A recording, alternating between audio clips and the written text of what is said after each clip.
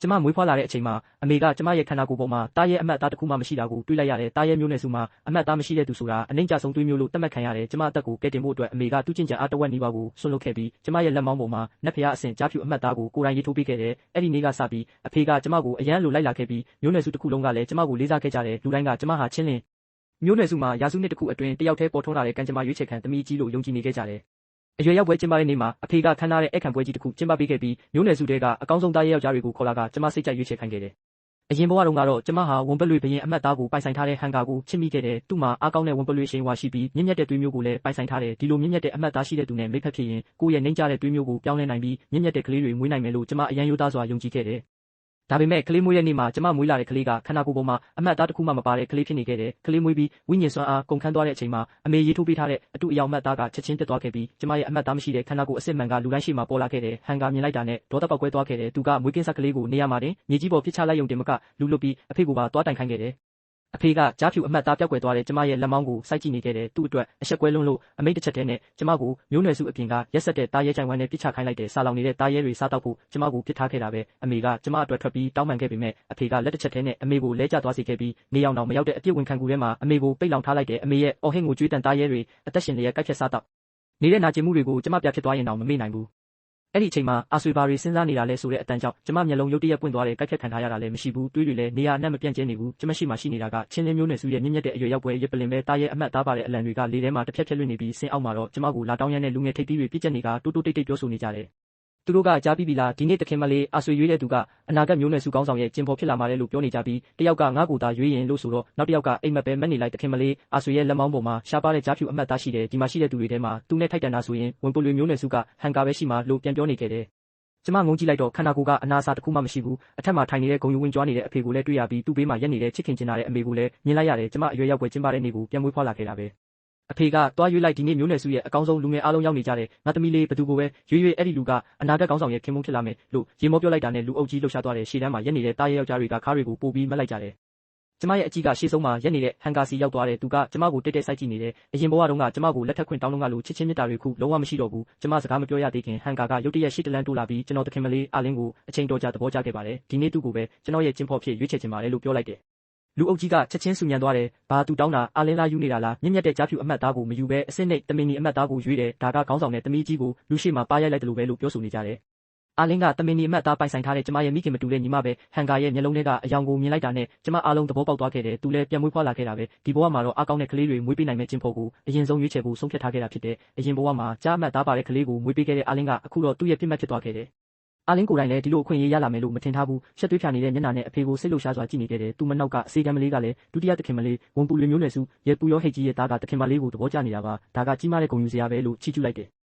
်အဖေမျက်နှာချက်ချင်းညိုမိုင်းသွားတယ်တားရဲဥချုံနဲ့လှုပ်ထားတဲ့အရက်ခွက်ကိုကြောက်စားပွဲပေါ်အားနဲ့စောင့်ချလိုက်ပြီးဟန်ကာမင်းဘာတွေပြောနေတာသိရလားဒီနေ့ကအာဆွေရဲ့ကျင်ဖော်ရွေးပွဲလို့ပြောလိုက်တယ်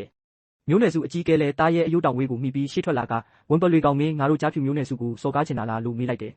ဟန်ကာကငြိမ်လေးပြန်ဖြေတယ်ကျွန်တော်စီးကြော်နေမိမှန်းသိပါတယ်ဒါပေမဲ့တကယ်မြင့်မြတ်တဲ့အမျိုးသမီးနဲ့ပဲကျင့်ဖော်ဖြစ်ချင်ပြီးအကောင်းဆုံးတွေးမျိုးကိုပဲဆက်ခံချင်တာပါတချို့လူတွေတကယ်မြင့်မြတ်သလားဆိုတာဘိုးဘေးဝိညာဉ်တွေပဲသိကြမှာပ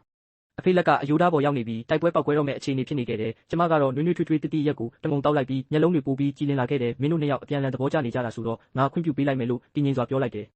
လူအုပ်ကြီးကတခင်မလေးအာဆွေကဒီလောက်လွယ်သဘောတူလိုက်တာလားစိတ်ထားတကယ်ကြီးတာပဲငါသာဆိုလူရှိမှအဆက်ခွဲခံရရင်အဲ့ဒီဝန်ပိုးလေးကောင်ကိုအစိတ်စိတ်မွားမွားဆွဲဖျက်ပြစ်မယ်လို့ပြောဆိုနေကြတယ်အားလင်းကချက်ချင်းပြေးလာပြီးတားရစ်စကတ်အနာကိုကင်ထားရင်းစိုးရိမ်ဟန်ဆောင်ကအမကျမကိုစိတ်မဆိုးဘူးမဟုတ်လားလို့မေးလိုက်တယ်ကျမကမင်းတို့နှစ်ယောက်အရန်လိုက်ဖက်တယ်လို့သာပြန်ဖြေလိုက်တယ်အဖေကအေးဆက်စွာဟွန်းကနေနာမှုတ်လိုက်ပြီးအဲ့ဒီကောင်မျက်စိမရှိဘူးအာဆွေနောက်တစ်ယောက်ပြန်ရွေးလိုက်လို့ပြောလိုက်တယ်ဒါပေမဲ့ဟန်ကာကခဏလို့တားလိုက်ပြီးသူ့အင်ဂျီလက်ထဲကနေရှေးဟောင်းကြေးမုံတစ်ချက်ကိုထုတ်လိုက်တယ်လူအုပ်ကြီးကဝိညာဉ်ဖော်ပြမယ်အဲ့ဒါရပူရောဟိတ်တွေပဲတုံးခွင့်ရှိတဲ့မြင့်မြတ်တဲ့ပစ္စည်းမဟုတ်ဘူးလားလို့အံ့ဩသွားကြတယ်ဟန်ကာကအဖေကိုကြည့်ပြီးခေါင်းဆောင်ကြီးဒီနေ့ကကျင်ဖော်ရွေးပွဲဖြစ်တဲ့အတွက်မျိုးနွယ်စုရဲ့တန့်စင်တဲ့သွေးမျိုးကိုကာကွယ်ဖို့ဝိညာဉ်ဖော်ပြမှန်ကိုအသုံးပြုခွင့်ပေးပါကျွန်တော်တခင်မလေးအာဆွေရဲ့ကြားဖြူအမှတ်သားကအစ်စ်လို့မယုံဘူးလို့ပြောလိုက်တယ်ချက်ချင်းပဲလူအုပ်ကြီးဆူညံသွားပြီးအတိတ်ပဲမရှိတာမင်းကချင်းလင်းမျိုးနွယ်စုအမွေးဆက်ခံသူရဲ့တွေးမျိုးကိုတန်တရားဝင်ရဲတယ်ပေါ့ဟန်ကာမင်းယူသွားပြီလားဒီနေ့ကငါသမီးရဲ့အရေးကြီးတဲ့နေ့ဘာလို့ပြဿနာလာရှာနေတာလဲလို့အဖေကဒေါသတကြီးအော်ဟစ်လိုက်တယ်ဟန်ကာကအေးဆက်စွာရေးလိုက်တယ်ဘယ်သူမှမတုံ့ပြန်နိုင်ခင်သူ့လက်ချောင်းထိပ်ကိုကိုက်လိုက်ပြီးတွေးကိုကြေးမုံပေါ်တုတ်ကအသက်သွင်းလိုက်တယ်ချက်ချင်းပဲမျက်စိကျိန်းလောက်တဲ့အဖြူရောင်လင်းကရက်ပလင်တစ်ခုလုံးကိုဖုံးလွှမ်းသွားခဲ့တယ်အမေကချက်ချင်းရှေ့တိုးလာပြီးအဲ့ဒီအလင်းကိုတားဖို့ကြိုးစားလိုက်တယ်သူမရဲ့မျက်နှာကရုတ်တရက်ဖြူဖြော့သွားခဲ့တယ်ကျမကအမေဖယ်လိုက်ပါသူ့ကိုကျမပေါ်အလင်းကျစေလိုက်သူဘာလဲကွက်ထုတ်ဦးမလဲကျမလည်းကြည့်ချင်တယ်လို့ပြောလိုက်တယ်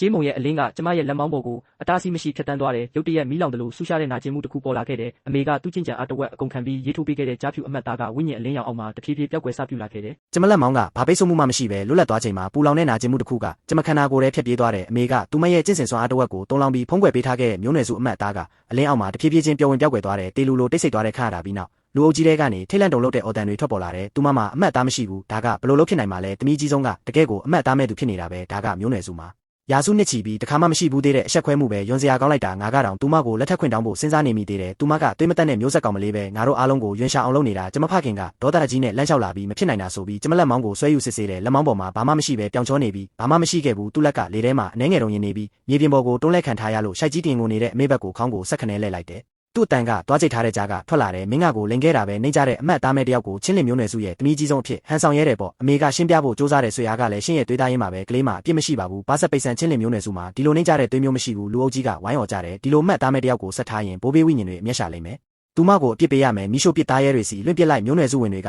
ဒေါသတကြီးအော်ဟစ်ကြတယ်ကျမဖခင်ကအမေကိုကန်ထုတ်လိုက်တယ်သူကမျိုးနွယ်စုဥပဒေအရသွေးနှောချင်းနဲ့မျိုးနွယ်စုကိုလှည့်စားခြင်းအတွက်ဘာပြစ်ဒဏ်ရှိလဲလို့မေးတယ်ကျမဖခင်ကမျက်လုံးတွေကိုမိတ်ထားပြီးသူ့ရင်ဘက်ကတနင်းဖြစ်နေတယ်သူမျက်လုံးပြန်ဖွင့်လိုက်တဲ့အခါမှာတော့အေးဆက်တဲ့ရွှင်ရှာမှုတွေရဲ့ရှိတော့တယ်သူကအမေကိုမျိုးနွယ်စုခေါင်းဆောင်ရဲ့ကန်တော်ခန်စနီယာတို့ကနေရုပ်သိမ်းလိုက်ပြီး listening clip ပေါ်ကအမားသိမြင်ရာကြောက်ကူစီသွားဖို့အမိန့်ချမှတ်လိုက်တယ်သူ့မိတ်မပါပဲအမေကအပြင်ဘက်ကိုခြေတလန်းမှမလန်းရဘူးအမတ်သားမဲ့သူဖြစ်တဲ့ကျမကိုတော့မျိုးနွယ်စုရဲ့ယာရုကုံပုံအားလုံးကိုရုပ်သိမ်းပြီးချက်ချင်းနဲ့နင်တန်ပေးလိုက်တယ်ကံကြမ္မာအတိုင်းအသက်ရှင်မလားတင်မလားဆိုပြီး Winston Plus ထဲကိုလွင့်ပစ်လိုက်တယ် Winston Plus ကမျိုးနွယ်စုရဲ့အစုံဖြားမှာရှိတဲ့အချောက်သွေးဆုံးမြေဖြစ်ပြီးတားရဲတွေကြိုက်ခဲစားတောက်ထားတဲ့အယိုးစုတွေနဲ့ချွန်ထက်တဲ့ကြောက်မီးတွေပဲပြည့်နေနေရဲ့ကျမမှာစုပ်ပြဲနေတယ်တားရည်စုပ်တစ်ထည်ကလွဲလို့ဘာမှမရှိပဲကြောဘော်ကရိုက်နှက်ခံထားရတဲ့ဒဏ်ရာတွေကလည်းပူလောင်နာကျင်နေတဲ့သွေးတွေကအဝတ်စားနဲ့ကပ်နေပြီးတိုက်ခတ်လာတဲ့လေပြင်းတိုင်းကဓာတ်နဲ့မွန်းနေတယ်လို့ခံစားရတယ်အဲ့ဒီစင်မှာနောက်ွယ်ကနေလောင်ပြောင်တဲ့ခြေတံတွေချင်းကပ်လာတာကိုကြားလိုက်ရတယ်ဟောပြကြည့်စမ်းပါဦးဒါငါတို့ရဲ့မြင့်မြတ်လာတဲ့တမီးကြီးဟောင်းအလင်းပါလားအလင်းကဖြူဖွေးတောက်ပလုံးနဲ့ကြားဖြူသားရည်ဝိယုံကိုဆင်မြန်းထားတဲ့အဲ့ဒီဝိယုံကကျမရဲ့ရွယ်ရောက်ချင်းခန္ဓာအတွက်ဖခင်ဖြစ်သူက6လတိုင်းအချိန်ယူပြင်ဆင်ပေးခဲ့တဲ့လက်ဆောင်ဖြစ်တယ်သူမကအချွေရံတွေကိုတတိထားကြဦးဒီနေရာကရွှွတွေကညစ်ပတ်တယ်ငါခြေထောက်မှာဖုံးမပေးစေနဲ့လို့ပြောပြီးနောက်ကျမဘက်ကိုလှည့်ကနင်းကအမီနာမတောင်မရှိတဲ့အမတ်သားမဲ့တယောက်ပဲငါကိုယ်တိုင်လာကြည့်ပေးဖို့တောင်မတန်ဘူးဒါပေမဲ့အခုနင်းပုံစံကကြည့်ရတာပုံမျက်စိပတာတာဖြစ်သေးတယ်ပြီးတော့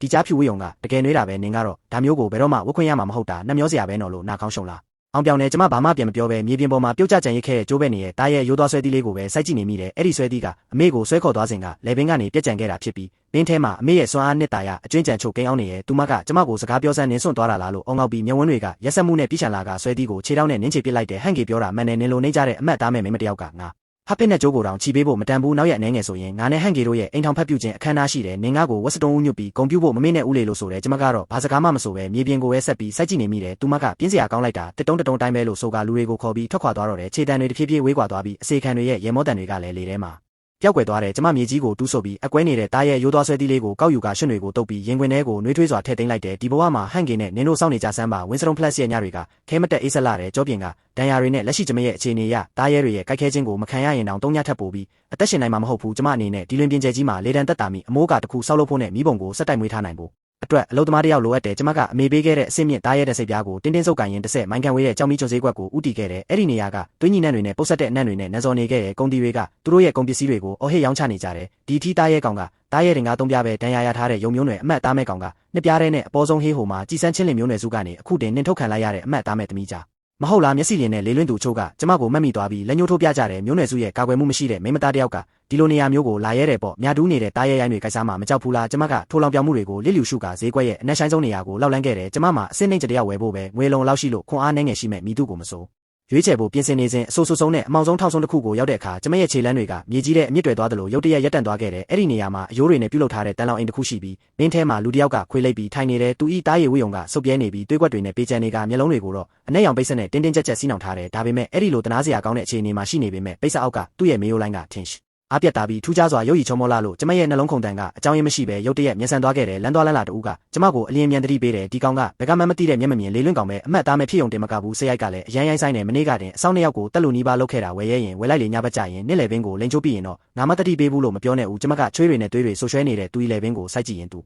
ူထန်ကိုဆွဲဆောင်ခြင်းခံလိုက်ရတယ်ကျမသူ့ကိုယူမယ်ကျမကနှွေးထွေးနေသေးတဲ့အစင်းမြင့်တားရဲတဲ့စိတ်ပြားကိုကြကုံတီးရဲ့ရင်ခွင်ထဲကိုတဲ့ပစ်ပေးလိုက်တယ်ဘေးလူတွေကအံ့အားသင့်စွာနဲ့အမတ်သားမဲ့မိမတယောက်ကမျက်မမြင်အမတ်သားမဲ့တယောက်အတွက်အစင်းမြင့်တားရဲတဲ့စိတ်ပြားတစ်ခုလုံးတုံးလိုက်တာပဲတကယ်ကိုလိုက်ဖက်တဲ့အတွဲပဲဟေ့တမိုးမရှိတဲ့အမတ်သားမဲ့2ယောက်ပေါ့ဒီမျက်မမြင်ကောင်ကတွေးတွေနဲ့ရွှဲနေတာဒီနာတောင် ခံမှာမဟုတ်ပါဘူးလို့ဝိုင်းဝန်းရဲ့မော်လောင်ပြောင်ကြတယ်ကျမကလောင်ပြောင်တန်တွေကိုလစ်လျူရှုကအယိုးတော့ကိုအသုံးပြုပြီးလောင်အိမ်ကိုဖွင့်လိုက်တယ်သူကမလုံးမရှက်ပဲထိုးခွေးလိုက်ထားတဲ့အနေထားတိုင်းပဲရှိနေစေဖြစ်တယ်ကျမကသူ့ကိုဒီနေ့ကစားပြီးရှင်ကကျမပိုင်မဲလို့ပြောလိုက်တယ်ထိုအခါသူဤတက်မဲ့ဖြစ်နေတဲ့ခန္ဓာကိုယ်ကရုတ်တရက်တင်းမာသွားပြီးနောက်ခေါင်းကိုကျမရှိရဘက်ကိုလှည့်လာခဲ့တယ်သူဤမျက်လုံးတွေကိုဖုံးအုပ်ထားပေမဲ့ပြင်းပြပြီးဆူရှားတဲ့အကြည့်တစ်ခုကျမပေါ်ကြားရောက်လာတာကိုခံစားလိုက်ရတယ်သူကမင်းတင်မှာမကြောက်ဘူးလားငါမနေ့ကတင်အဆောင်တော်များများကိုတက်ခဲ့တာလို့မေးတယ်ကျမကသူဤတင်းတင်းဆုပ်ထားတဲ့လက်သီးတွေကိုကြည့်ပြီးတုံးလုံးချင်းမရှိပဲမကြောက်ပါဘူးဒီနေ့ရှင်းလက်ထဲမှာမတည်ရင်တော့မနှက်ဖြတ်မနှက်ဆိုဝင်းစတုံး plus လွင်ပြင်မှာကျမအေးခဲ့ပြီးတရားမှာပဲရှင်းရဲ့ကန်ကျမကလည်းဒီနန်စော်နေရဲ့လောင်အိမ်ထဲမှာပုတ်တိုးသွားပြီးနောက်ထပ်ကန်ဆိုးမဲ့သူရောက်လာတာကိုစောင့်နေုံပဲမလားနောက်ထပ်ကြုံတီတယောက်ကိုတက်လိုက်ရင်လည်းရှင်းကိုပို့ထူတဲ့အယိုးတန်ကြိုးတူအင်းနဲ့ပဲပိုတင်းကျအောင်တုံးအောင်ထားမှာပဲရှင်ဒီနေရာမှာပဲပုတ်တိုးသွားခြင်းလို့လားဒီကဘာမှာကျမတို့ထက်ပိုဆိုးတဲ့ကန်ကျမမရှိတော့ပါဘူးလို့ပြောလိုက်တယ်ရှင်ကဒီလောင်အိမ်ထဲမှာတေပွဲဝင်ပြီးကျမကဟိုလင်းပြင်ကျဲထဲမှာတေသွားမလားဒါမှမဟုတ်ကျမတို့နှစ်ယောက်တူတူလွတ်အောင်ပြေးမလား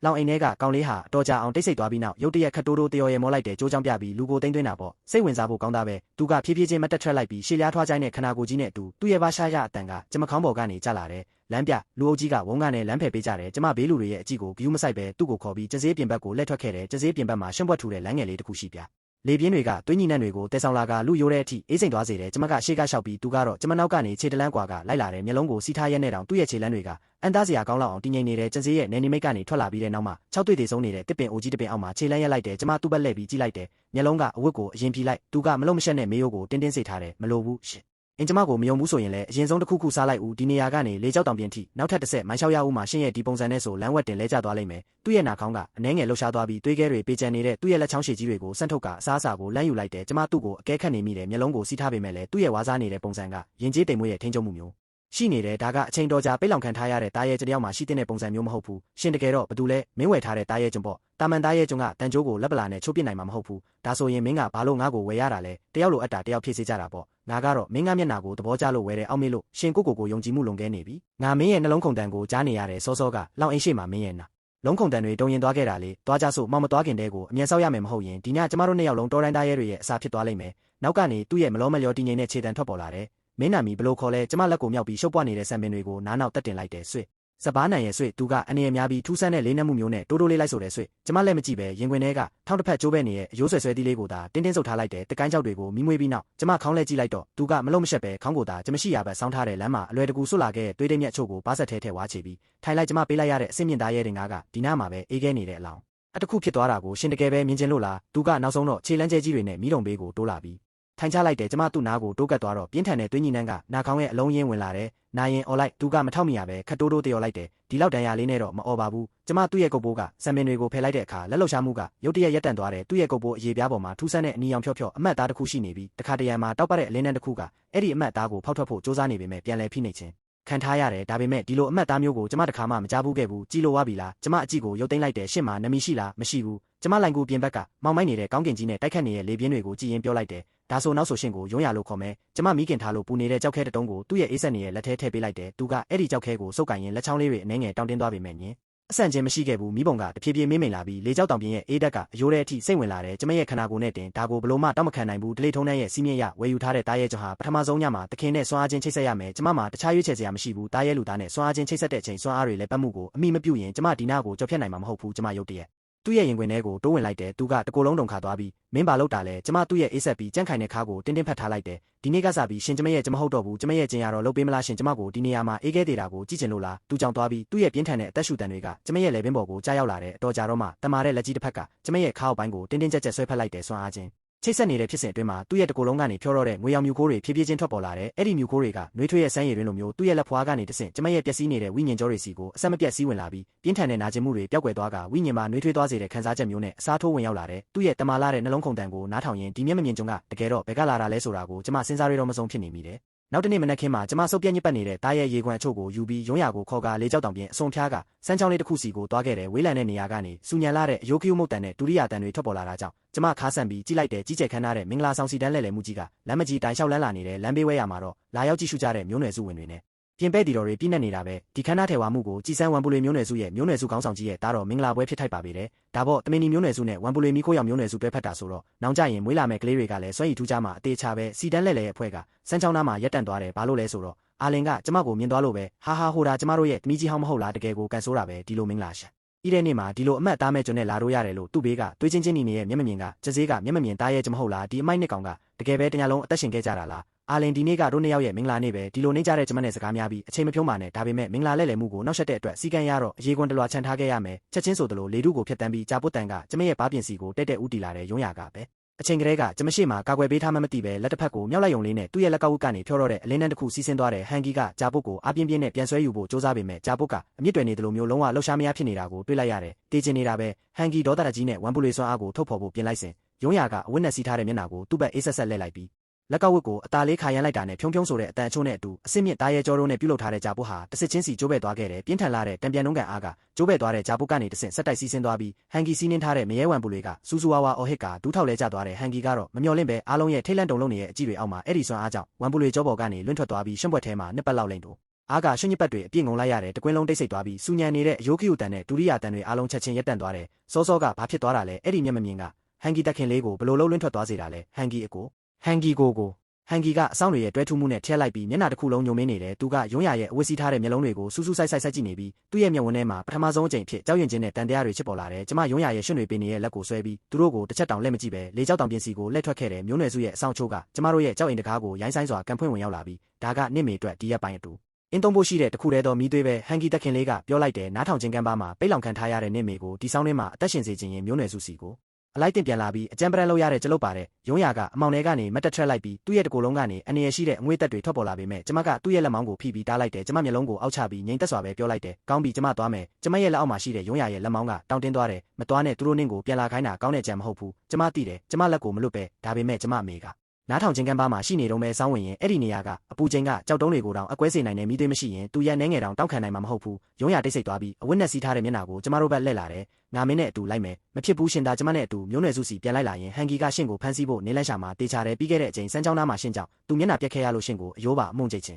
နေတာရှင်တယောက်တည်းသူ့လက်ထဲရောက်သွားရင်သူကမင်္ဂလာလဲ့လဲမှုကိုတိုက်ခိုက်တဲ့ပြစ်မှုနဲ့ရှင့်ကိုတားရဲထောင်ထဲထည့်လိုက်မယ်အဲ့ဒီအချိန်ကျရင်ရှင်ပြန်ထွက်မလာနိုင်တော့ပဲကျမတို့အားလုံးဒုက္ခရောက်ကုန်လိမ့်မယ်ရုံးရရဲ့မေယိုးကတင်းတင်းစစ်နေရဲ့ကျမသူ့ရဲ့လက်မောင်းကိုလွတ်ပြီးနောက်တလန်းဆုပ်လိုက်တယ်ရှင်ဒီမှာပဲနေပြီးအစားအစာနဲ့အိမ်ကိုစောင့်ရှောက်ထားပါကျမကကြံဖြစ်သွားလို့မှအသေးခံဖို့သွားတာမဟုတ်ဘူးဟန်ဂီလိုချင်တာကကျမကိုနှိမ်ချဖို့ပဲကျမအသက်ကိုလိုချင်တာမဟုတ်ဘူးသူကတော့ကြောက်ရွံ့လို့မလုံးမရှက်ရက်နေစေဖြစ်ပြီးသူ့ပတ်ဝန်းကျင်ကလေထုဖိအားကအရန်ကိုနှိမ်ချနေတယ်သူစိတ်မကောင်းဖြစ်နေတာကိုကျမသိပေမဲ့ကျမမှာတခြားရွေးချယ်စရာမရှိဘူးကျမပြန်လာခဲ့မယ်ကျမပြောပြီးတာနဲ့လက်မကြည့်ပဲအဆောင်တွေနောက်ကိုလိုက်သွားခဲ့တယ်အာလင်ကစံပြခန်းထားတဲ့တားရဲ့ရေကုန်ခုတင်ပေါ်မှာရောင်းဆောင်နေပြီးလက်တစ်ဖက်နဲ့အနှဲငယ်ပူစီလာတဲ့ဘိုက်ကိုပုတ်တက်နေတယ်ဟန်ဂီကတော့ဘေးနားမှာအေးဆက်တဲ့မျက်ဝန်းလူအင်းနဲ့မတက်ရက်နေရဲ့အမပြန်လာပြီးပဲဆရာကြီးကပြောတယ်ကျမဘိုက်ထဲကဝမ်ပူလေးပေါက်စလေးကကိုဝင်မတည်ငြိမ်ဘူးတဲ့လက်မင်းစီကြိုရ6နဲ့ရဲ့အောက်ခြေမှာချီလင်ပန်းဆိုတဲ့ပန်းတစ်မျိုးပေါက်တယ်လို့ကြားတယ်အဲ့ဒီပန်းဖက်တွေကိုတားဖွားတဲ့ကုတင်ပေါ်မှာဖြန့်ခင်းထားရင်စိတ်အေးချမ်းပြီးကိုဝင်ကိုတည်ငြိမ်စေရဲ့အမကညီမလေးကိုအချစ်ဆုံးပဲမလားညီမလေးအတွက်အောက်ဆင်းပြီးတချင်းလောက်သွားကူပေးပါလားဘေးနားကအစေခံမလေးတွေကထိတ်လန့်တုန်လှုပ်စွာနဲ့အသက်ရှူမသွားကြတ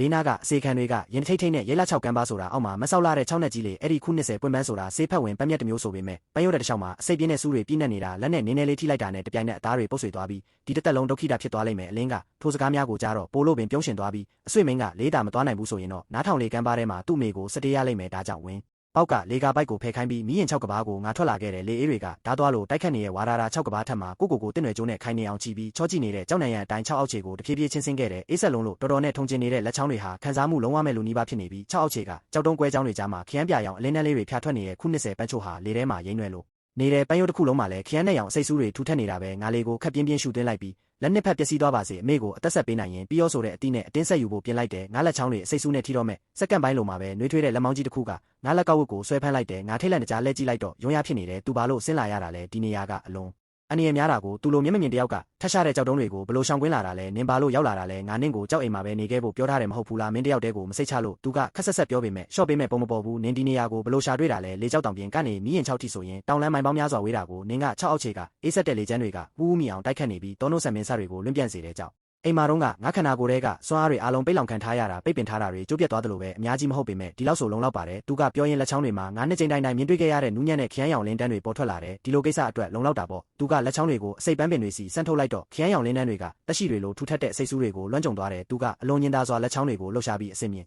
့်မြေခွေးတွေပင်မရိုးဝမ်းနဲ့90ပန်းတွေကိုဘေးကင်းစွာချိုးယူလို့ငါကြောဘဝချင်းတောင်းနဲ့ထည့်ပေးတယ်ငါကသူ့ကိုငေးကြည့်နေမိတယ်သူလှုပ်ရှားတာတိတ်မြန်တဲ့ခရမ်းရောင်လင်းတန်းလင်းသွားတိုင်းအစိပ်ဆူးတွေကိုတိကျစွာလွှမ်းကြုံပေးနိုင်ခဲ့ပြီးအလင်းစနေငယ်မြမလေးလွင့်စေခဲ့ဘူးဒါဟာတာမန်သားရဲ့ကြည်ကျင်တယောက်လုံနိုင်တဲ့အရာမဟုတ်ဘူးနောက်ဆုံးပန်းတစ်ပွင့်ကိုဝါချင်းတောင်းနဲ့ထည့်ပြီးမှသူ့လက်ကိုရုပ်လိုက်တော့ခရမ်းရောင်လင်းတန်းတွေ ပျောက်ကွယ်သွားတဲ့6အောက်ခြေမှာလေရှုတန်တွေနားကွဲမတက်မီဟိနေချိန်ထိုခရမ်းရောင်အလင်းစကိုကြည့်ရင်ငါးမျက်ဝန်းတွေပူနွေးလာခဲ့တယ်ပြန်လည်မွေးဖွားလာချိန်ကစလို့ငါတယောက်တည်းပဲဓာတ်ကိုတင်းတင်းဆုပ်ပြီးတွေးလန်းချောင်းဖောက်ရမယ်လို့ထင်ခဲ့ရမယ်ငါအတွက်အန္တရာယ်တွေကိုကာကွယ်ပေးမဲ့သူရှိနေပါလားလို့သဘောပေါက်လိုက်ရတယ်ငါရဲ့မူမမှန်မှုကိုမသိစေဖို့ခေါင်းကိုအသာလွှဲလိုက်ပြီးကဲသွားရအောင်လုံလောက်ပြီးအပေါ်တက်ကြမယ်လို့ပြောလိုက်တယ်သူကလက်ကိုဆန့်ထုတ်ပြီးငါလက်ကောက်ဝတ်ကိုမြဲမြံစွာဆုပ်ကိုင်ရင်မလုံးနဲ့လို့ဆိုတယ်သူလက်မကငါလက်ကောက်ဝတ်ကသွေးခုံလုံးပေါ်ခတ်တင်းတင်းဖိထားပြီးလက်ချောင်းတွေကနေနှွေးထွေးတဲ့ခရမ်းရောင်လင်းနှန်းတွေစီးဆင်းလာကငါသွေးကြောတွေအတိုင်းအေးချမ်းတဲ့စမ်းချောင်းလေးလိုစီးဆင်းသွားတဲ့ထို့နောက်အလင်းနှန်းတွေငါဝမ်းပိုက်အောက်ပိုင်းရောက်သွားချိန်မှာရုတ်တရက်အပြင်းထန်တုန်ခါသွားတဲ့ယွန်းရရဲ့လက်ချောင်းတွေတောင့်တင်းသွားပြီးခနာကိုယ်တစ်ခုလုံးမိုးကြိုးပစ်ခံလိုက်ရတယ်လို့ရက်တန့်သွားကအသက်ရှူတန်ပင်ခါမြရက်သွားခဲ့တယ်နင်းကိုဝင်ရှိနေပြီးငါခေါင်အထဲမှာဒိန်းခန့်နဲ့ပောက်ကွဲသွားတယ်လို့ဖြစ်သွားပြီးမဖြစ်နိုင်တာကိုမသိစိတ်ကညှင်းဆန်လိုက်တယ်ဘာလဲမဖြစ်နိုင်တာဒါပေမဲ့ငါလက်ကအလိုလျောက်ဝမ်းပိုက်အောက်ပိုင်းကိုပုတ်တက်မိသွားတယ်အဲ့ဒီနေရာကပုံမှန်တိုင်းပြားကတ်နေပြီးဘာခံစားချက်မှမရှိဘူးသူလက်က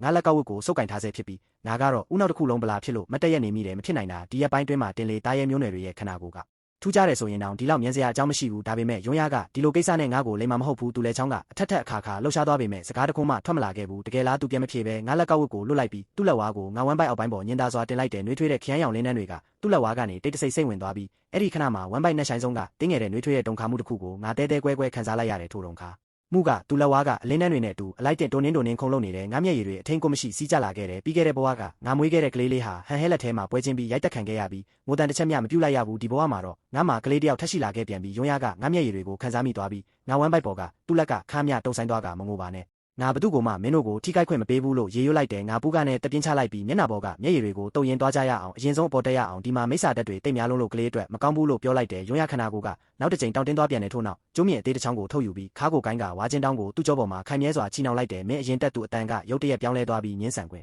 ်မရှိတဲ့ပြက်သားမှုမျိုးပါဝင်နေတဲ့ငါအောက်ကနေထိမ့်ပေးမယ်6ကဘာထဲရောက်ချိန်မှာမီးရင်6ရဲ့လေအေးတွေကအနောက်မှာကြံရစ်ခဲ့ပြီးထုံးတိမ်မှာမီးခိုးရောင်မိုးကောင်းကင်ကြီးရှိနေတယ်ငါနင့်ကိုပြန်လိုက်ဖို့မယ်မရဘူးအရင်ကစကားအတိုင်းပဲနင်အခုမျိုးနွယ်စုထဲမှာပေါ်လာရင်ဟန်ဟဲကနင့်ကိုတက်ဖို့အကြောင်းပြချက်ရှာလိုက်မယ်အနောက်ဘက်ကကိစ္စတုန်းကလည်းသူအကြမ်းမအောင်ခဲ့ဘူးမဟုတ်ဘူးလားဒါဆိုမင်းတယောက်တည်းပြန်မလို့လားဘိုက်ထဲကကလေးကိုပွေပြီးမင်းရဲ့အသက်ကိုလိုချင်နေတဲ့လူတွေကြားထဲပြန်သွားမလို့လားဟန်ဟဲလိုချင်တာကငါ့ကိုစိတ်တက်ကဖြစ်အောင်နှိမ့်ဆက်ဖို့ပဲတက်ဖို့မဟုတ်ဘူးငါတည်သွားရင်သူပြောစရာရှိတော့မှာမဟုတ်ဘူးမင်းအခုတယောက်တည်းမဟုတ်တော့ဘူးငါနဲ့ယွန်းရဟာ6ကဘာထိပ်မှာမတက်ရက်နေကြပြီပဲသူမအလျှော့မပေးကြဘူးခိတ္တမြကြာပြီးနောက်သူကငါလက်ကိုဆွဲယူပြီးသူ့လက်ဝါးကိုငါဝမ်းပိုက်ပေါ်တင်လိုက်တယ်နှွေးထွေးတဲ့ခရမ်းရောင်လင်းနှန်းတွေကသူ့လက်ဝါးကနေပြန်ထွက်ပေါ်လာပြီးထိုသိငယ်တဲ့တုံခါမှုကိုညင်သာစွာလွှမ်းကြုံပေးလိုက်တယ်ဒါကနာကကိုဝမ်းပိုက်ကိုငုံကြည့်လိုက်တဲ့ကြားနဲ့မြေခွေးစိတ်ဝိညာဉ်ချိတ်ဆက်ခြင်းပဲသူအတန်ကတည်ငြိမ်သွားပေမဲ့လက်ချောင်းတွေကတော့တင်းတင်းကြပ်ကြပ်ဆုပ်ကင်ထားဆဲဖြစ်ပြီးမနေရစွမ်းအားအနှဲငယ်များမလေလွင့်စေရဘူး3ရက်ထိန်းထားပေးနိုင်တဲ့3ရက်အတွင်းပြင်းထန်တဲ့ဒဏ်ရာမရရင်ကလေးဘာမှမဖြစ်ဘူးသူလက်ကိုလွတ်လိုက်ပြီးခြေတလန်းနောက်ဆုပ်လိုက်တဲ့ခေါင်းကိုလွှဲလိုက်ရင်3ရက်ကြာလို့မင်းပြန်မလာသေးရင်ငါအဲ့ဒီမျိုးနွယ်စုကိုတွားဖြက်စီးပစ်မယ်ငါနှုတ်ခမ်းထောင်းတွေကွေးသွားသည့်အထိပြအုံးလိုက်မိရင်ဝါချင်းတောင်းကိုပွေ့ဖက်ကကောင်းပြီလို့ပြောပြီးမျိုးနွယ်စုရှိရာကိုခြေလန်းလိုက်တဲ့မျိုးနွယ်စုပြန်ရောက်တော့90ပန်းချင်းတောင်းတစ်ခုလုံးကိုစိတ်နိုလောင်ကူပြင်ဘက်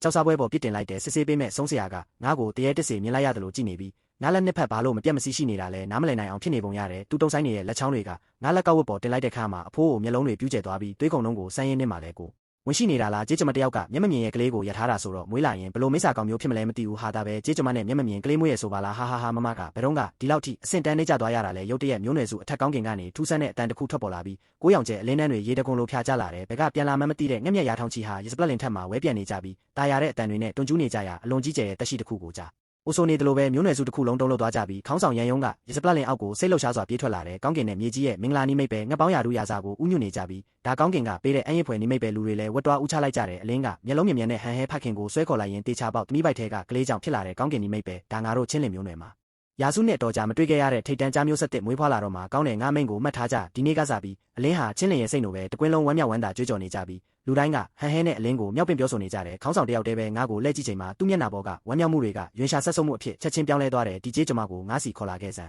ဖအေးဖြစ်သူကဒီကန်ဆိုးမကိုနောက်ဘက်တောင်ပေါ်ကကြောက်ကူတဲ့တွားပိတ်ထားလိုက်စမ်းအာလင်းရဲ့ဝမ်းပိုက်ထဲမှာပလိတန်နေတီထားတာကမင်္ဂလာပေါင်းနဲ့ပြည်စုံတဲ့နတ်တေဝါမျိုးဆက်ဝဲဒီကန်ဆိုးမရဲ့မကောင်းတဲ့အငိမ့်ဝန်းတွေနဲ့နတ်တေဝါရဲ့အံပွဲနိမိတ်ကိုမြင်နွမ်းစေတဲ့အဆောင်ရှောက်တွေကရဲရဲတောက်လင်းတို့တွေလိုငါစီအတင်းတမပြေးဝင်လာကြတယ်ငါဘာမှပြန်မခုခံခဲ့ပါဘူးဆိုပြီးမောင်မိုက်နေတဲ့ကြောက်ကူတဲ့ကိုတွန်းပုတ်ခံလိုက်ရတဲ့အချိန်မှာကြောက်ကူမိုးနဲ့ရဲ့အကြောင်းကြားကနေကောင်းကင်ပေါ်မှာဖြည်းဖြည်းချအင်းပြောက်ကွယ်သွားတဲ့ကိုရောင်ကြီးလင်းလက်မှုကိုငေးကြည့်နေခဲ့မိတယ်ငါလက်ဖွားကိုဝမ်းပိုက်ပေါ်တာတာလေးတင်ထားလိုက်တယ်အဲ့ဒီမှာတော့တတိမထားမိနိုင်လောက်တဲ့နှွေးထွေးရဲ့အင်အားတစ်ခုဟာငါရဲ့ရင်ကုန်တန်းနဲ့အပြိုင်မှန်မှန်လေးလှုပ်ရှားရုံးကန်နေခဲ့တာပါဟန်ကဲအာလင်းမင်းတို့တက်နိုင်တဲ့လောက်အိမ်မက်တွေစက်မှတ်ထားကြစမ်းပါအမြင့်ဆုံးနေရာကိုတက်နိုင်လေးပြုတ်ကျလာတဲ့အခါအယိုးတွေပုံမိုးကြေးမိုးလေးဖြစ်မှာမို့လို့ပဲချင်းလင်းရဲ့စောင်းရတီကတဖြည်းဖြည်းပိုအေးဆက်လာပေမဲ့မိခင်နဲ့သမီးကူထဲမှာတော့မီးတို့အေးမီတွေကိုနေရောညပါအဆက်မပြတ်မီးမွေးထားကြတယ်ဆိုလာတဲ့ကြောက်ကူထဲမှာငါပိတ်လောင်ခံထားရတာနှစ်လတောင်ရှိသွားပြီးယွန်းရကတော့ဘာနေလန်းသုံးထားလဲမသိဘူးညတိုင်းအဆောင်ရှောက်တွေရဲ့ကင်းလဲမှုကိုရှောင်ကွင်းပြီးတန်ရှင်းတဲ့အစားအသောက်နဲ့ရေတွေကိုယူဆောင်လို့ငါနားကိုတိတ်တဆိတ်ရောက်လာလေးရှိတယ်အပြင်မှာတော့သတင်းတွေမွေးနေကြတာပေါ့မိခင်နဲ့သမီးရဲ့ဘိုက်ထဲကနတ်တေဝါကလေးကအင်မတန်ထွားချိုင်းလုံးလို့ငါလာပဲရှိသေးတာကို မွေးတော့မဲ့တိုင်းဝမ်ဘိုက်ကပူဖောင်းကြီးလိုထွက်နေပြီးတဲ့ကူပြင်ဘက်မှာတော့ဘိုက်ကြီးကကြီးနေတာမှအဲ့ဒါပေမဲ့မင်းတို့ရောအဲ့ဒီမင်းကလေးရဲ့မျက်နှာကိုမမြင်ကြဘူးလားညိုမောင်မောင်နဲ့သူ့တန်ကမြေကြီးတွေကိုတုပ်လိန်ထားသလိုပဲပြီးတော့အဲ့ဒီကူထဲကနေအမြဲတမ်းပုတ်ဆက်ဆက်အနှံ့ကြီးထွက်နေတာ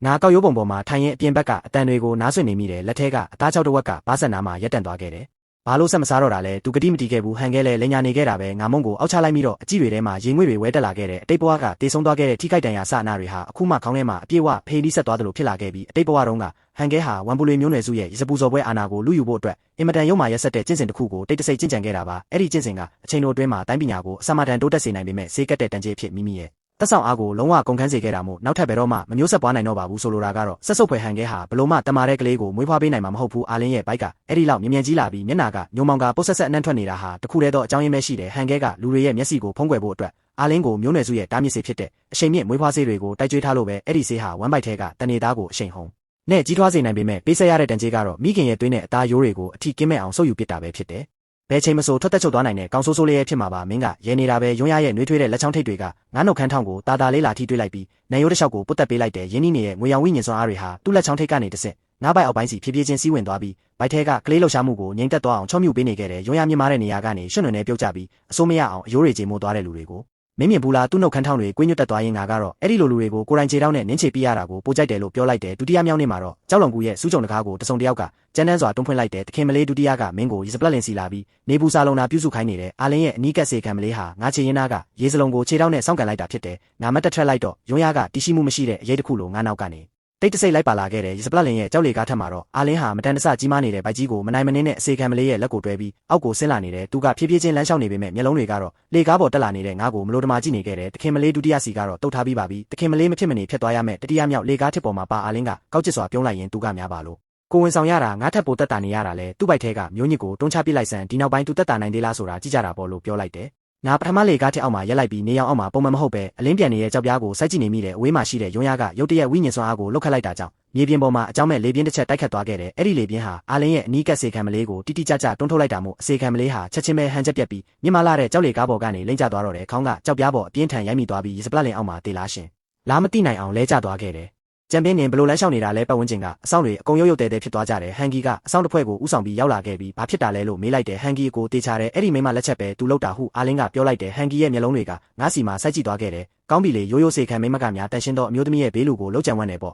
သူ့တကိုယ်စားလုံးဝိညာဉ်စွမ်းအားတွေချက်ချင်းပေါက်ကွဲထွက်လာပြီးလက်ငါးချောင်းကိုခြေသည်အပုံစံလောက်ကလေကိုဖြိုခွဲမတက်အရှိန်နဲ့ငါးမျက်နှာစီအားထဲအုပ်ရိုက်လိုက်တယ်ငါဆုံးမိတ်ပြီးနောက်ဆုတ်လိုက်ချိန်မှာပဲကြောက်လေကဘေးဘက်ရိတ်ထဲကနေပုံရိပ်တစ်ခုတိတ်တဆိတ်ပြေးထွက်လာခဲ့တယ်ရုံးရရဲ့လက်ကဟန်ဂီရဲ့လက်ကဝတ်ကိုတိတိကျကျဆုပ်ကင်လိုက်ပြီးအဲ့ဒီထက်မြက်လာတဲ့လက်သီးပါးတွေကိုလေထုထဲမှာပဲအတင်းသားစီးလိုက်တယ်ဟန်ဂီရဲ့သူငယ်အိမ်တွေကျုပ်ဝင်သွားပြီးအနက်ရောင်ထဲစီးထားတဲ့မျက်နှာစီကိုစိုက်ကြည့်လိုက်ရင်နင်ပဲလားဒီမျက်မမြင်ကောင်တန်ရှင်းသောအမျိုးသမီးကိုကြံစီရဲတယ်ပေါ့တေချာအင်းနေတာပဲဟုအော်ဟစ်လိုက်တယ်ဟန်ဂီကဒေါသတကြီးအော်ဟစ်လိုက်ပြီးလက်ကဝတ်ကိုအတင်းယုံထွက်ကဝိညာဉ်စွမ်းအားကိုအဆက်ပေါင်းများစွာတိုးမြင့်လိုက်တယ်ပြီးတော့ရုံးရရဲ့ရင်ဘက်စီကိုလက်ဝါးနဲ့အားကုန်ရိုက်ထည့်လိုက်တော့တယ်ငါတေမတက်ထိတ်လန့်သွားခဲ့တယ်ဒါပေမဲ့ဟန်ဂီရဲ့ထက်မြက်လာတဲ့ရိုက်ချက်ကရုံးရရဲ့ရင်ဘက်နဲ့သုံးလက်မခန့်ကွာကိုရောက်တဲ့အခါဟန်ဂီဂုံယူဝင့်ကြွားလာတဲ့တောင်းကျလာတဲ့ဝိညာဉ်စွမ်းအားတွေဟာအလိုလိုပျောက်ကွယ်သွားခဲ့ရတယ်ဟန်ဂီရဲ့သူငယ်အိမ်တွေကျုပ်ဝင်သွားပြီးဘာဖြစ်တာလဲလို့ရေရွတ်လိုက်တဲ့တလက်မောင်းလုံးရိုက်နှက်ခံထားရတယ်လို့မျိုးဖိနှိပ်ခံထားရပြီးအောက်ကိုနှိမ့်စင်းလို့မရတော့ဘူးရုံးရကဟန်ဂီရှိရာဘက်ကိုကြည့်လိုက်ပြီးထွက်သွားလို့ပြောလိုက်တယ်ဟန်ဂီဟာမိုးကြိုးပစ်ချခံရတယ်လို့မျိုးနောက်တော့ခြေလန်း30မကဆုတ်ခွာသွားရပြီးရင်ဘက်ကိုစုပ်ကင်ကသွေးတလိုက်အန်ထုတ်လိုက်ရတယ်ပြီးတော့ကြောက်လေကားပေါ်မှာဒူးတစ်ဖက်ထောက်ကျသွားခဲ့တယ်တကွင်းလုံးတိတ်ဆိတ်သွားပြီးအကြတန်ပင်ကြားရလောက်အောင်ငိမ့်သက်သွားခဲ့ဘဲတခင်လေးဂျိုမီတိုင်းစုအဆောင်တွေကြောက်လန့်ပြီးကြောင်သွားကြတယ်ဟန်ဂီကနှုတ်ခမ်းထောင်းကသွေးတွေကိုတုပ်လိုက်ပြီးရုံးရကိုတန်တရားစိတ်နဲ့စိုက်ကြည့်ရင်နင်းရဲ့စွမ်းအားကတိုတန်စွမ်းအားလုံးဝမဟုတ်ဘူးနင်းတကယ်တော့ဘာလူစားလဲလို့မေးလိုက်တယ်ရုံးရကပြန်မဖြေခဲ့ဘူးမင်းတို့ပုံကန်နေကြတာလားလူလာကြဆန်းအနွယ်ကောင်းဆောင်ကိုတွားခေါ်ဆန်းရိုးရိုးစေခံမင်းမတယောက်နဲ့မူလအစမတိတဲ့မျက်မမြင်တားရဲကြီးတယောက်ကများချင်းလင်းတွေမှာစကားမဆုံးသေးခင်မှာပဲသူ့မျက်နှာအယောင်ချက်ချင်းပြောင်းလဲသွားတဲ့အာလင်းကခါးကိုကိုင်းလိုက်ပြီးအေးဆက်နေတဲ့ဘိုက်ကိုလက်နှစ်ဖက်နဲ့အတင်းဖိထားရင်ငါးပိုက်နာတယ်လို့အော်လိုက်တယ်သူ့ခန္ဓာကိုယ်ကရှေ့ကိုဒိုင်မန်ထိုးကြမလို့ဖြစ်သွားတာကြောင့်အစေခံမလေးနှစ်ယောက်ကအော်ဟစ်ပြီးပြေးဝင်တွဲလိုက်ကြတ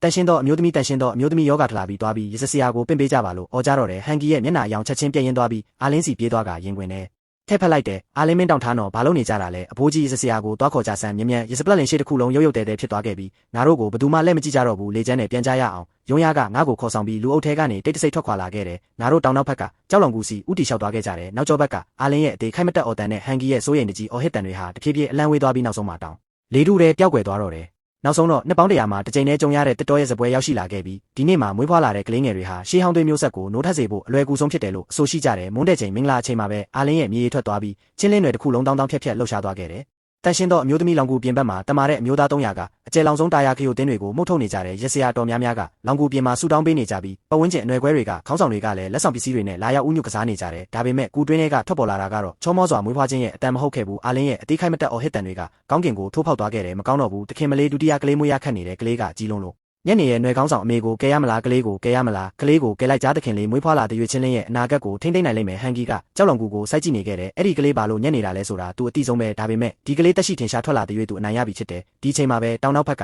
်ကဘသူမှစိတ်မဝင်စားတဲ့ကြောက်လောင်ကူထဲမှာငါလဲဘိုက်စနာနေပြီဖြစ်တယ်မွေးဖွားပေးမဲ့အမျိုးသမီးမရှိဘူးအော်ဟစ်တန်မရှိဘူးယွန်းရကငါလက်ကိုအတင်းစုပ်ကိုင်ထားပေးတာပဲရှိတယ်သူ့လက်ဝါးစီကနေနှွေးထွေးတဲ့ငွေရောင်ဝိညာဉ်စွမ်းအားတွေမပြတ်စည်းဝင်လာပြီးနာကျင်မှုကိုတောင်ငါမခံစားရတော့ဘူးအာလင်းရဲ့အော်တန်တွေကတစ်ခါထပ်တစ်ခါပိုကျလာပေမဲ့ငါတို့လောင်ကူထဲမှာတော့တိတ်ဆိတ်လုံးလို့မယုံနိုင်စရာပဲယွန်းရကငါနဘူးပေါ်ကချွေးတွေကိုတာတာလေးတုပ်ပေးတဲ့မျက်လုံးစီးထားတဲ့အနက်ရောင်ထဲအောက်မှာကြာမြင့်စွာဖိနှိပ်ထားတဲ့စွမ်းအားချို့ရှိနေခဲ့တယ်မကြောက်နဲ့လို့သူကပြောတော့ငါလက်ကိုပြန်စုပ်ကင်လိုက်ပြီးငါမကြောက်ဘူးလို့ပြောလိုက်တယ်ရုတ်တရက်ရစ်ပလက်လင်ဘက်ကနေစိတ်ဝင်သွားမတက်ရွှေရောင်လင်းနှန်းတစ်ခုဒိုင်းခနဲထွက်ပေါ်လာပြီးကောင်းကင်စီထိုးဖောက်သွားခဲ့တယ်။ဘာလဲရွှေရောင်လင်းနှန်းကြီးပါလားတိတ်ဆူးရှာတာပဲတဲအုပ်တစ်ခုလုံးကတားရဲလူသားတွေယူသွတ်စွာညှစ်တွင်းပြီးဒူးထောက်လိုက်ကြတယ်။ကောင်းကင်ကြီးကချင်းလင်းကိုစောင့်ရှောက်ပြီးရွှေကြားတစ်စိတ်ပဲအနွယ်ကောင်းဆောင်ဟန်ဂီတက်ခင်လေးကောင်းကင်ကမင်္ဂလာပေါင်းနဲ့ပြည့်စုံတဲ့နိမိတ်ပေးလိုက်ပြီးအဖေရန်ယုံကဂူထဲကိုအသေးအတန်ပြေးဝင်သွားခဲ့တယ်။နောက်တစ်စက္ကန့်မှာတော့တားရဲရေကုန်နဲ့ထုတ်ထားတဲ့ကလေးငယ်ကိုလက်နှစ်ဖက်နဲ့မြောက်မပြီးဂူပြင်ဘက်ကိုတက်ကြွစွာထွက်လာခဲ့တယ်။အားလုံးပဲဒါဟာငါတို့ချင်းလင်းတွေရဲ့နှစ်ပေါင်း100အတွင်းပထမဆုံးသောစကားပင်မဆုံးသေးပါအဲ့ဒီအချိန်မှာပဲကလေးငယ်စီကထွက်ပေါ်နေတဲ့ရွှေရောင်လင်းနှန်းဟာရုတ်တရက်ဖောင်းခနဲပြောက်ွယ်သွားခဲ့တယ်ခုနကတင်ဝမ်းသာလုံးလို့ငိုနေကြတဲ့အကြီးကဲတွေရဲ့အပြုံးတွေဟာမျက်နှာပေါ်မှာတင်အေးခဲသွားကြတယ်ဒါပါကြီးလဲခုနက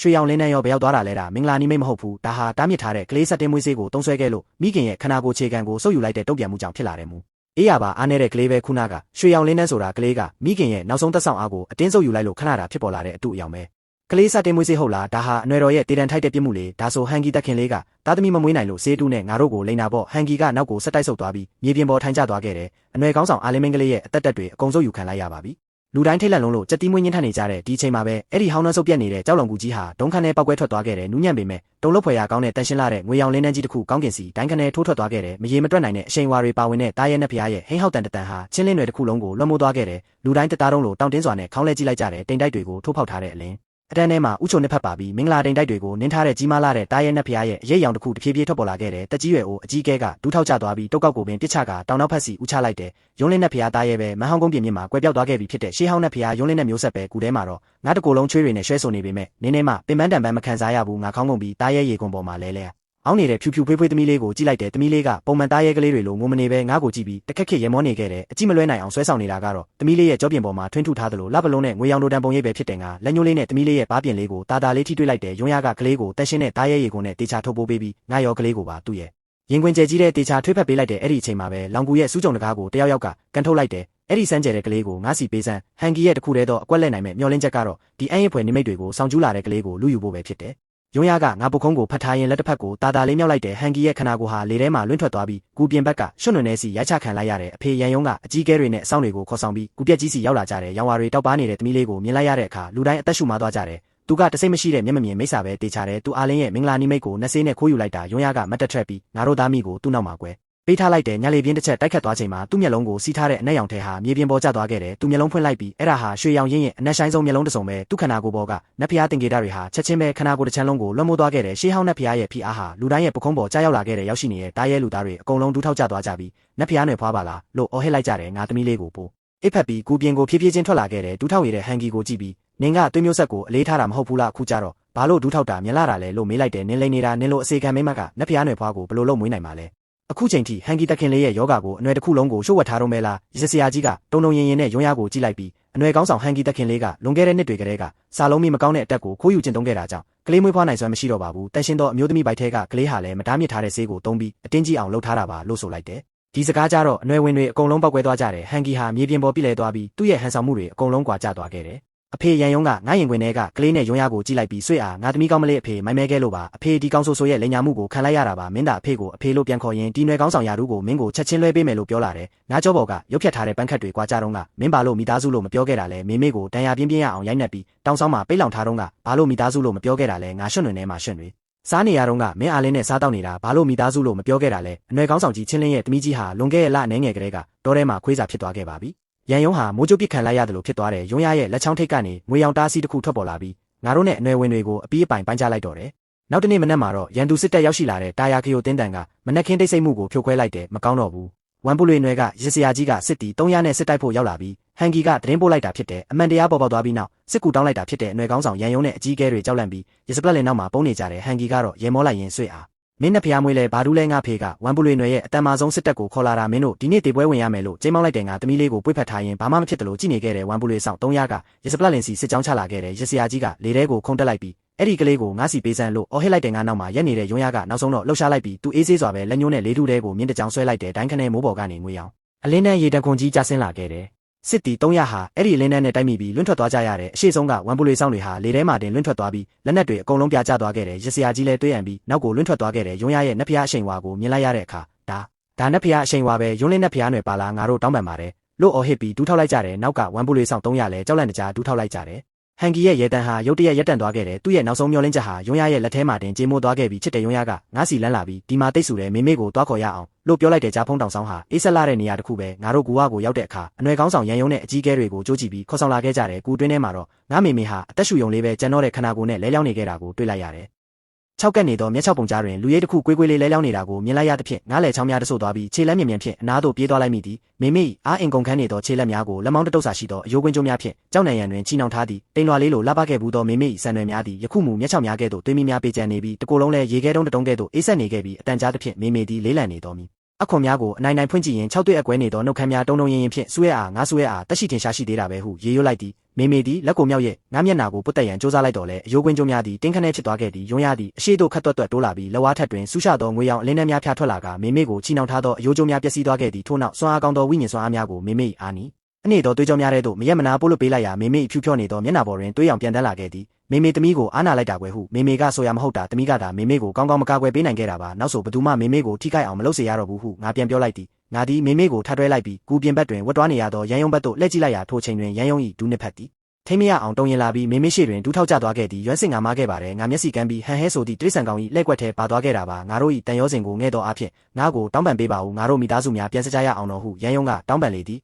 ည်မေမေကိုနှိပ်စက်တုံးကကြတန်ရောစင်အကြောင်းမပြောဘဲယခုမှသမီးဖြစ်သူကနတ်ဖျားနယ်ဝင်များ၏အားကိုးကိုရသွားတော့မှလာဟန်ဆောင်နေတာပေါ့ဟုငါကဆိုလိုက်သည်မေမေသည်မြေပြင်ပေါ်မှရန်ယုံကိုတင်းငိမ့်စွာစိုက်ကြည့်နေခဲ့သည်မေမေကလက်ကိုဆန်းထုတ်၍လေပင်တွင်ဆွဲထားသောတားရဲ့အဆွဲလေဆွဲကိုဖြုတ်ကာရန်ယုံ၏ခြေထောက်နာသို့ပစ်ချလိုက်သည်ထိုရာသည်သူတို့နှစ်ဦးတစ္ဆာပြုစဉ်ကပေးခဲ့သောအထိမ်းအမှတ်ပစ္စည်းဖြစ်သည်ရန်ယုံငါတို့တစ္ဆာဖြတ်ကြဆိုဟုမေမေ၏အတန်တွင်ညှဉ်းဆန်ခွင့်မရှိသောပြတ်သားမှုများပါဝင်နေသည်ဒီနေ့ကစားပြီးငါရွမ်းစစ်နှင့်နင်းသည်အကျိုးကြောင့်တန်ရောစင်ကုံဆုံးပြီဟုမေမေကပြောလိုက်ရာရန်ယုံသည်တကိုယ်လုံးမှအယိုးများကိုထုတ်ယူခံလိုက်ရတဲ့ကဲ့သို့မြေပြင်ပေါ်ပြုတ်ခွေကျသွားပြီးစကားတခွန်းအမြထပ်မပြောနိုင်တော့ပေထိုနေ့တွင်ပင်ရန်ယုံသည်မျိုးနွယ်စုဝင်များကိုနှိပ်စက်ပြီးအမားအမှန်မခွဲခြားနိုင်ခဲ့သောကြောင့်မျိုးနွယ်စုကောင်းဆောင်ရာထူးမှဖယ်ရှားခံခဲ့ရသည်သူ၏ခြေထောက်နှစ်ဖက်စလုံးရိုက်ကျိုးခံရပြီးနောက်တောင်မှအယိုးတောင်ကြားသို့ပို့ဆောင်ခံခဲ့ရကတသက်တာလုံးမျိုးနွယ်စုတဲသို့ခြေတလက်မှတနင်းခွင့်မရှိတော့ပေအနက်ငါသည်နွယ်ဖွားအလုံး၏ထောက်ခံမှုဖြင့်ချင်းလင်မျိုးနွယ်စု၏တမိုင်းတွင်ပထမဆုံးသောတင်ကေတတစ်စိတ်မရှိသည့်ခေါင်းဆောင်တစ်ဖြစ်လာခဲ့သည်တလအကြာချင်းလင်ပူဇော်ပွဲစင်မြင့်ထက်တွင်ငါသည်မျိုးနွယ်စုခေါင်းဆောင်၏တင်ကေတဖြစ်သောအနီရောင်ကုန်ပြန်တားရဲရေဝိယုံကိုဝတ်ဆင်ထားပြီးယွန်းရကငါဘေးတွင်ရက်နေသည်သူ၏မျက်လုံးများပေါ်တွင်အနက်ရောင်ရွှေကြိုးမစီးထားတော့ပဲထိုမျက်ဝန်းထဲတွင်ငါရဲတစ်ခုတည်းကိုသာပုံရိပ်ထင်စေခဲ့သည်စင်မြင့်အောက်တွင်တောင်းနှင့်ချီသောချင်းလင်ပြည်သူများနှင့်လက်အောက်ခံမျိုးနွယ်စုကိုယ်စားလှယ်များသည်အပြည့်အနှက်ဒူးထောက်နေကြသည်ဒီနေ့ငါချင်းလင်မျိုးနွယ်စုခေါင်းဆောင်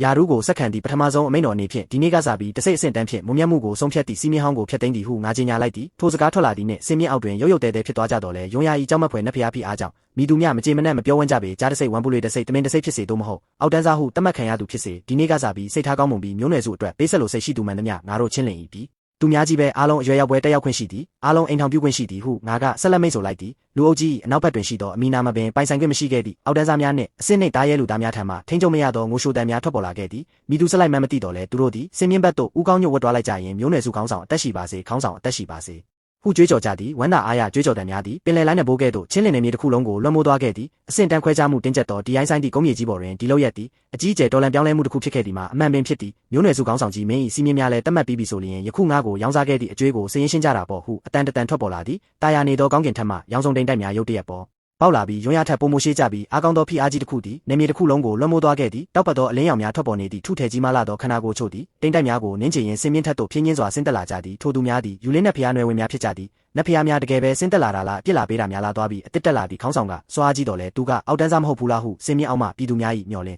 ်ချက်လင်းရောင်သည်ချက်ချင်းဆိုသလိုကြောက်ရွံ့မှုများနှင့်အစားထိုးသွားပြီးကြောက်ရွံ့စွာမြေပေါ်တွင်တုန်လှုပ်နေကြတော့သည်ယွန်းရ၏တကိုယ်လုံးမှအငွေ့တက်များသည်အေးဆက်မှု၏ကဲ့စဖြစ်ပြောင်းလဲသွားပြီးငါနှင့်သမီးလေးကိုအနောက်တွင်တေချာကာကွယ်ထားရင်းမျက်ဝန်းထဲတွင်ရက်ဆက်သောတက်ဖြတ်လိုစိတ်များဖြစ်ပေါ်လာခဲ့သည်နတ်ဖျားများကဒါစီဝမ်ပါကသူဒီမိုးတိမ်ပင်လယ်ကိုသွေးချောင်းစီအောင်လုပ်ပြရန်အသင့်ရှိနေသည်ခန့်ညားထဲဝါလာသော နတ်ဖျားမဟာထေကြီးချို့စင်မြင့်ပေါ်ဆင်းသက်လာချိန်တွင်ခေါင်းဆောင်ဖြစ်သူမဟာထေကြီးမျက်လုံးများသည်ဓာကဲ့သို့ဆူရှနေခဲ့သည်သူကရုံးရကိုမကြည့်ဘဲငါ့ကိုအတိအကျပြောရလျင်ငါရင်ခွင်ထဲမှတမီးလေးနှင့်ငါ့ကိုစိုက်ကြည့်နေခဲ့ခြင်းဖြစ်သည်လေတုသည်ထိမရအောင်တင်းမာသွားခဲ့ချိန်တွင်အာနာဆက်ကြီးမလာသောနတ်ဖျားမဟာထေကြီးသည်ခါကိုကိုင်းညွတ်လိုက်ပြီးငါ့ကိုအယိုတေပြုလိုက်သည်အနောက်မှမဟာထေများလည်းထိုနေတူခါညွတ်အယိုတေပြုလိုက်ကြရင်နတ်ဖျားမျိုးဆက်တဲ့အရွယ်ရောက်သူမလေးပြန်လဲရောက်ရှိလာတာကိုကြိုးဆိုပါတယ်ဟုဆိုကြသည်သူခေါင်းပြန်မောကြည့်ချိန်တွင်မျက်ရည်များစီးကျနေခဲ့ပြီးငါသိတာပေါ့ဒီလောကတွင်ယူလင်းနတ်ဖျားသွေးကြောကိုတောင်းခံနိုင်တာဆိုလို့ရှေးဟောင်းနတ်ဖျားနယ်ဝင်ဖင်းဝမ်းမျိုးနယ်တစ်ခုပဲရှိတာပဲမင်းသည်လူလောကတွင်ကြံရစ်ခဲ့သောဖင်းဝမ်းနယ်ဝင်၏နောက်ဆုံးနတ်ဖျားသွေးကြောပဲလူလောကအစစ်နှိတ်တစိမ့်များကမင်း၏မြင့်မြတ်မှုကိုဗခံနိုင်ပါမလဲဒါကြောင့်မို့လို့ပဲမင်းတွင်တစိမ့်မရှိသည့်အတွင်တန်ထန်ဖြစ်နေခဲ့တာပါဟုမဟာထေကြီးကပြောလိုက်သည်ပါမျိုးနယ်စုခေါင်းဆောင်ကရှေးဟောင်းဖင်းဝမ်းနတ်ဖျားနယ်ဝင်ဟုတ်လားဒါကြောင့်မို့လို့သူကနတ်ဖျားရင်သွေးကိုမွေးဖွားပေးနိုင်ခဲ့တာကိုခေါင်းဆောင်ကိုအောက်တန်းစားဟုဆွဆွဲခဲ့သည့်သူများသည်မျက်စိမြင်သည့်ကန်းသူများပဲဟုဘေးပတ်ဝန်းကျင်မှရုပ်တဲ